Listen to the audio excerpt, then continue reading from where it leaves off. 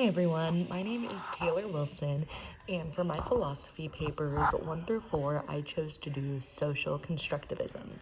This is because my students are going to be focusing on working mainly in groups and how to get along with each other person to person. Being an agriculture education teacher, my students are going to be in many different environments at all the time and will be working with different groups of people that they might not be familiar with. We have competitions, conferences, let alone our classwork, and people from different schools coming to utilize our facilities. So there's going to be a lot of times where they're thrown in with random people, and I want to make sure that we're all able to be in a successful environment. This is why when it comes to my rules and procedures, it'll be set from week 1 with my students adding portions that they feel are very important.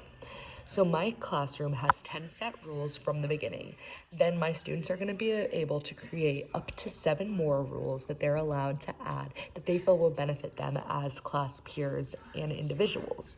Obviously, these will go along the lines of enjoying your time together, being nice to each other, but more in-depth things like we want to address all those implicit biases that they might have. We want to break the rules of stereotypes and make sure that they understand those things will not be tolerated in our classroom. My class will be set up where my students will be in table groups since we'll be working in groups majority of the time. So having those set rules from the beginning of the semester will allow us to block out a lot of issues that might occur at a later time. One quote from the reading that I found that I really loved that I just feel is necessary to share is actually from our book that we read. The quote itself says, sorry, I gotta pull it up. The quote itself says, education can never merely be for the sake of an individual's self-enhancement. It pulls us into the common world or it fails us altogether. And I think that that really brings together social constructivism as a whole. As a teacher, I want to make sure that all of my students succeed, not just one of them succeeds. Everyone might have their favorites, which I don't think we should have as teachers, but some teachers do have them. They have no issue saying that. Some students are going to feel left behind and feel like they're nobody's favorite. They're going to feel as though they have nobody that they can depend on. And in my classroom, my students are going to know that they are all valued and they're all very critical members of our classroom, that success is vital and important to me. I want my students to know that no matter what's going on, they have some adult in their life who wants them to succeed and is there for them in whatever issues that they might need. With social constructivism inside of my classroom, my daily lesson plan reflects that. With my daily lesson plan, we're going to be going over the germination of seeds, which is a very boring topic for some, but I love it and I wanted to find a way to make it fun. My students will have multiple ways to participate in group work, with the first day going over the basic process of germination. Them and a partner will be able to create a pamphlet on how they feel germination's most important processing parts are, so they can put the key notes on what they feel is best and then present it to one another in their group. So one group will present to the other group and they'll be able to share that. My favorite part of it is at the end of day 2, they'll have the opportunity to successfully germinate seeds on their own. These students will get in pairs. The 2 of them will work together, find a way that they think will be best, more beneficial and best for their seeds to germinate. So these students will go out to the farm, find any area, wet, dry, dark, bright, inside, outside, anywhere that they can place it, and work together to see what they learned and retained and how their seed works.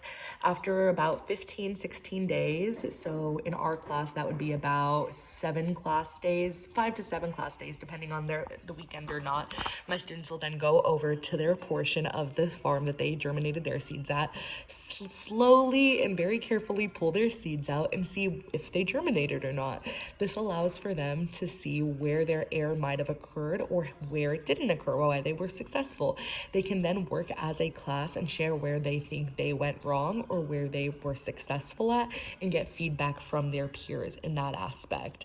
I think that this is a really fun way for students to learn how to give constructive criticism in a polite way, not being mean, but in high school it's kind of your first area of learning constructive criticism, so they'll learn how to do that successfully without harming each other's feelings, and they'll learn how to take that without being too upset. I know that there can be some very emotional students, so being able to learn how to successfully take feedback and give feedback is super important. Along with this, I want my students to always know that if they ever feel anything is wrong, they can come to me immediately. I understand that some students are going to have previous history coming into the class, so if anything like that were to happen, of course I would want to know, like, hey, I took that as good feedback, but they said something that really affected a student. They'll know that they're able to come to me and discuss that with me, and we'll have more of an open relationship when it comes to things like that. Overall, the goal as an educator is to make sure that your students feel that they are in an environment that allows for them to succeed. Our success comes from our students' success, and using a very practical and real theory inside of your class, having that philosophy to back you up, just really goes to show that your students will know, like, oh, she is doing her part as our teacher and she is taking those extra steps. And knowing that your students will know you're prepared and you care about them is where you'll be able to form that mutual respect with your students and grow those relationships, because until you have those relationships and respect with your student, they're not going to really trust you, and trust is everything when it comes to being a teacher. So social constructivism was my chosen theory because I feel like it best aligns with the courses I will be teaching and the methods that I will be teaching in my classroom, which is why I chose this theory, and I hope that my papers do reflect on that. Have a good one.